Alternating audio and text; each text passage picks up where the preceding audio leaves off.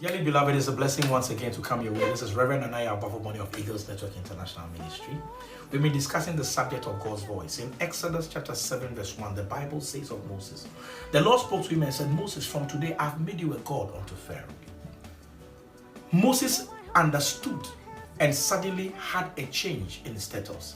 Now the voice of God gives you what I call mastery over your situation. Moses was once in the in the palace. Then he became a fugitive in the house of Jethro in the land of Midian. But the day God spoke to him and said, from today I have made you a God unto Pharaoh. The same nation he ran from, he was willing to go back into. The same Pharaoh people trembled to approach.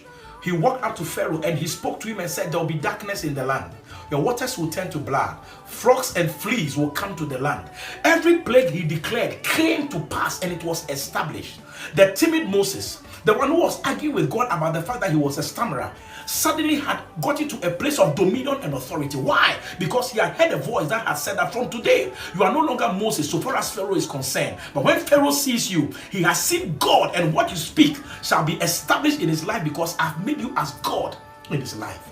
Ladies and gentlemen, once you hear God's voice concerning a state, something in your life, an issue in your life, it will deliver unto you mastery. It will deliver unto you the ability to conquer. The Bible says that he has made us more than conquerors. When you get a revelation out of God's voice and directive, what used to intimidate you, what frightened your uncles, what destroyed marriages in your family, what destroyed your aunties, you will suddenly have dominion and command over it. Why? Because you have heard a voice that has placed you in a place of dominion and a place of authority.